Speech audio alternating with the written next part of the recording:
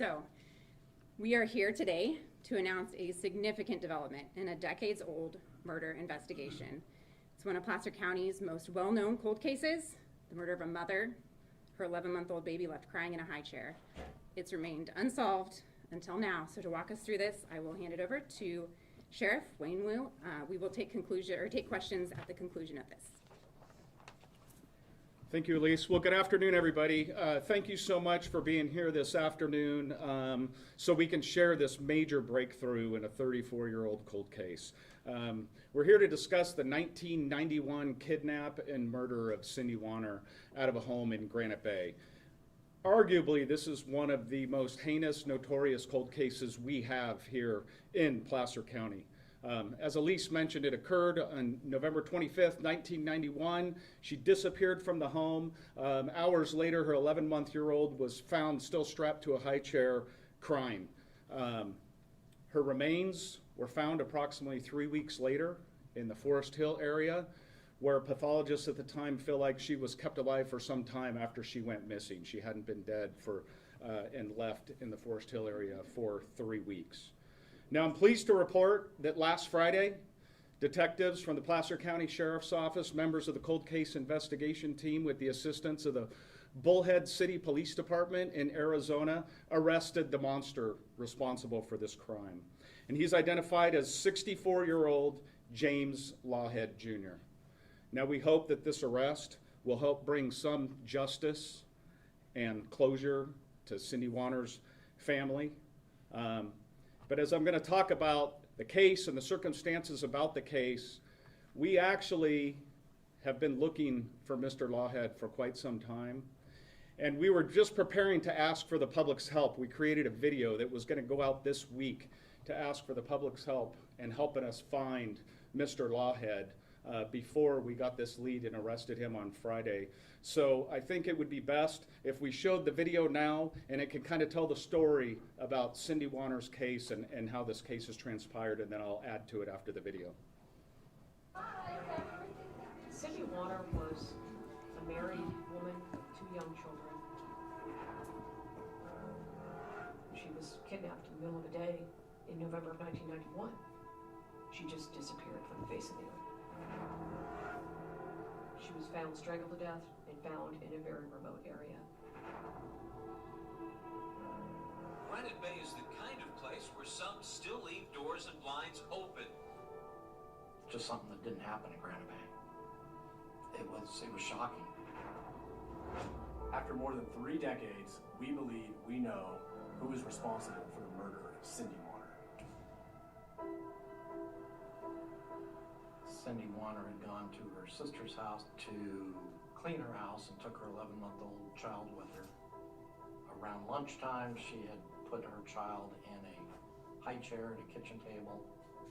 Cynthia's husband arrived at the house with their 4-year-old daughter and found the 11-month-old. The baby was still here in the same seat, still crying with the Cheerios. Cindy Warner, devoted mother of 2, has disappeared without a trace. Leaving her shoes, her coat, and her car at the scene. The search pattern is fanned out in all directions from this Granite Bay command post. So far, they haven't found a thing. She was found 3 weeks later, 300 feet off the roadway in a wooded area.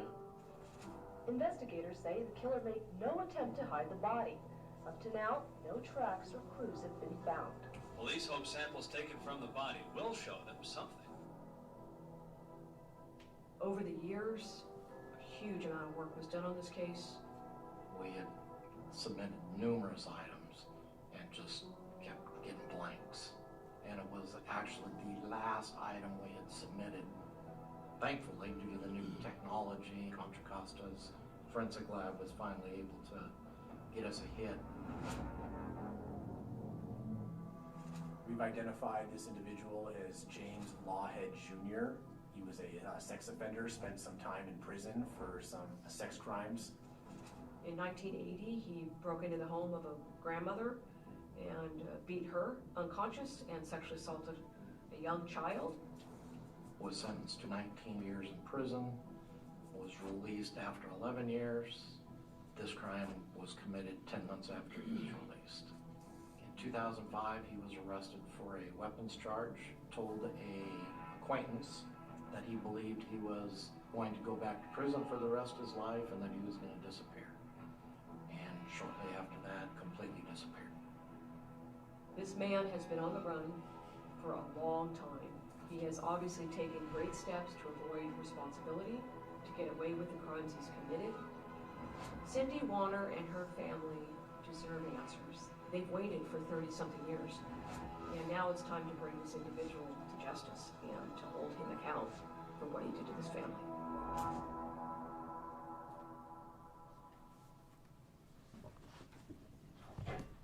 So, coming off of that video, I think gives you guys a good picture of this case. But as I stand here as the Placer County Sheriff, I couldn't be more proud of the hard work of the men and women off to my right, and never giving up on this case and continuing to leverage the emerging DNA technology as things evolve and solving this case.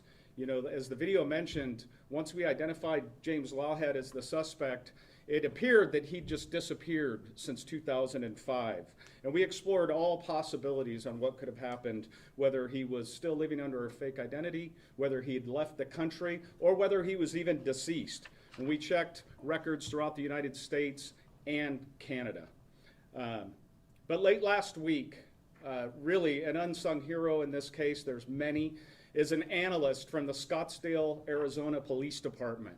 Our detectives reached out to other jurisdictions and other states who have permission to leverage facial recognition technology. And this analyst used the Department of Transportation database in Arizona and got a match on a photo of James Lawhead.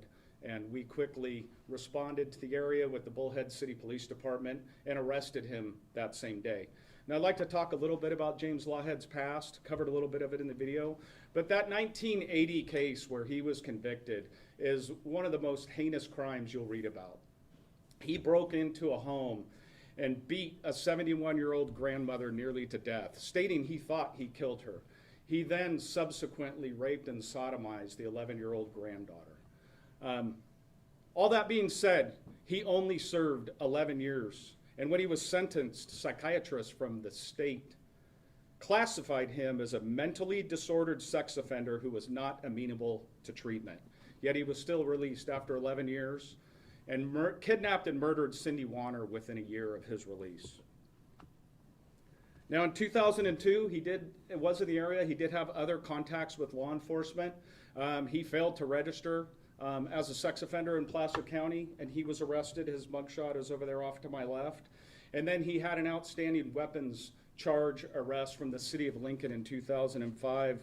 And that is when we believe he assumed the identity of Vincent Reynolds, and he disappeared. Now, when he was arrested, we arrested him at the driveway of his home in Bullhead, Arizona. He did not resist. He has since been booked into the county jail in Mojave County in Arizona, where he's being held on charges of kidnapping, murder, and being a wanted sex offender. Our detectives flew out there immediately upon his arrest and served a search warrant, seizing numerous items of evidence from the home, including multiple loaded firearms staged throughout the house and a bag that had his clothes, $15,000 in cash, and a burner phone. Now, he will be brought back to Placer County to be held accountable for his crimes. And then also arrested in this incident is his sister, whose booking photo is down there on the far left, Terry Lawhead. She's 71-year-old Terry Lawhead, who resides in San Clemente, California. She was arrested for accessory, and we arrested her on Saturday the 25th in Lancaster County, South Carolina. Now, Terry was contacted numerous times over the last 20 years, including by the Placer County Sheriff's Office in search for her brother. The last contact we had with her was in March, where we explained to her exactly what her brother was wanted for and explained to her the circumstances in Cindy Warner's case. She still denied any knowledge, said she hadn't seen or heard from her brother in over 20 years and that he may have possibly been dead. When in fact, investigators later found out the home that Mr. Lawhead had been residing in Arizona was owned by his sister Terry, and they had been in some communication, and she was aiding his escape. So with that, at this point, I'd like to turn it over to my partner, who also has an investigator on our cold case investigation team, to talk a little bit about the prosecution moving forward, and that's Placer County District Attorney Morgan Geyer. Thank you. Good afternoon. Again, my name is Morgan Geyer, the Placer County District Attorney. Our office has charged Mr. Lawhead with 1 count of murder and 2 special circumstances, one for murder a rape during the commission of a murder, and a kidnap during the commission of that murder, as well as an independent count of kidnapping. Needless to say, this is an incredible case, and I want to first start by commending Sheriff Wu and the men and women of the Sheriff's Office, specifically the cold case team. Justice, just because the passage of time, doesn't mean justice diminishes in importance. This family has suffered in anguish for 35 years, and they deserve some accountability. This was an enormous case that devastated a family and shook a community. I was in high school at the time. I didn't live far away. I remember my parents talking about this case. The entire community talked about this case and the Warner family. And for this day to occur represents that our investigators, our prosecutors, continue to work on these cases. Simply because the passage of time doesn't mean any importance is diminished.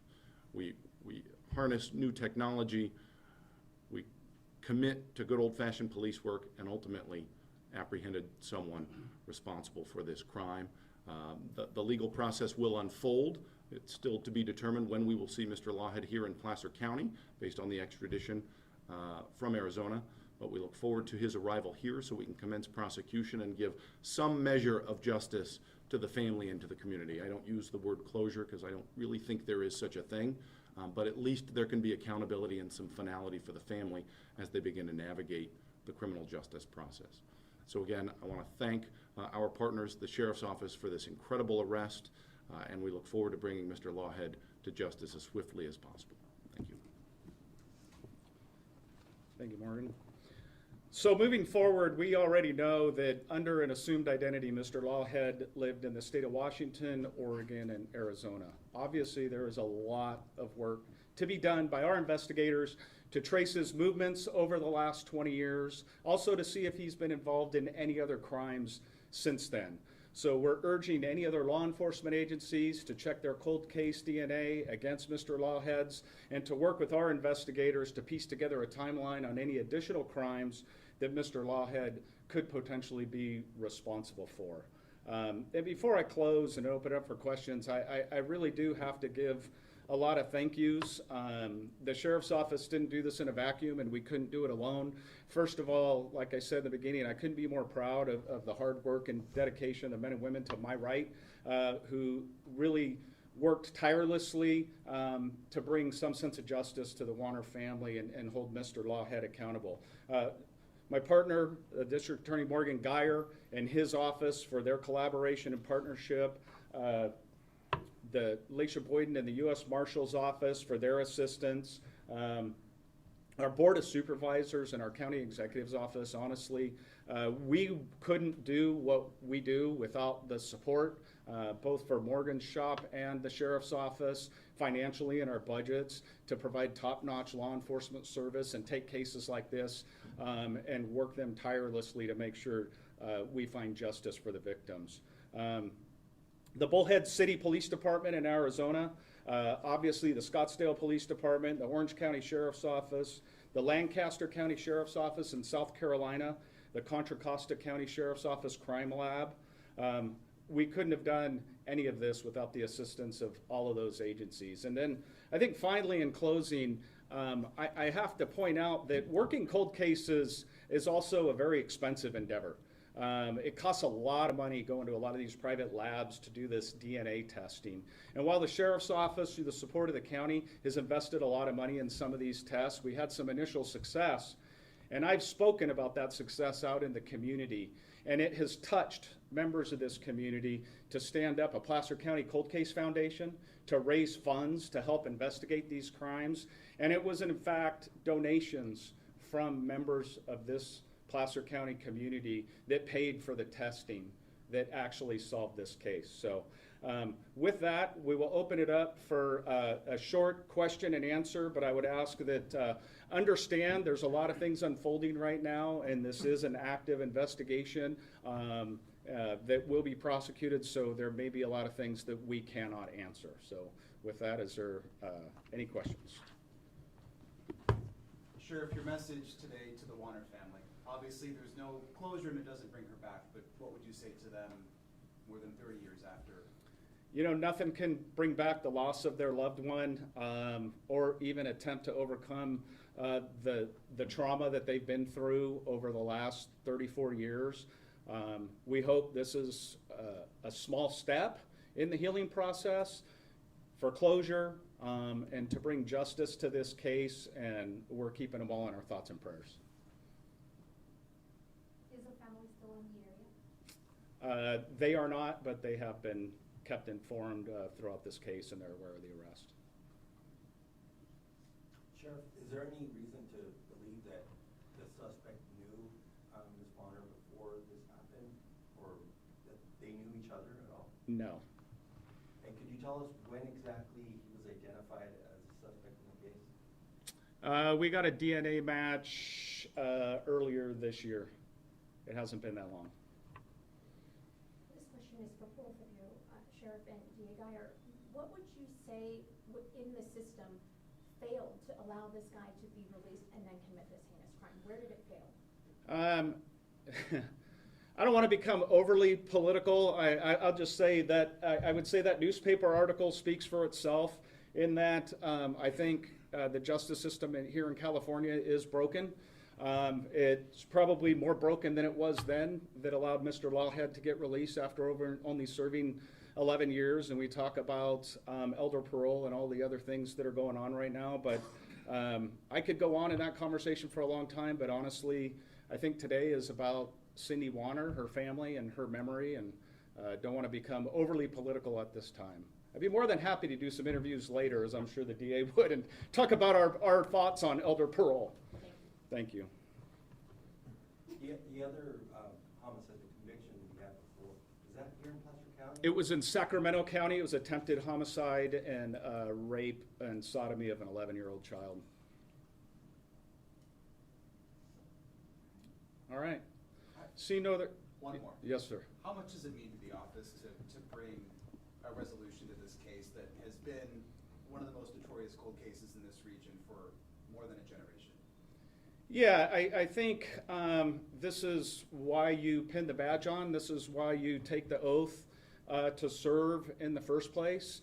You know, we've really made it a top priority since 2023 to put a lot of resources and financial effort into solving some cold cases, and we've done some phenomenal work. There are a couple cases that are probably the most heinous and the most impactful on our community. This is a case that, as I go speak in the community, I still get asked about.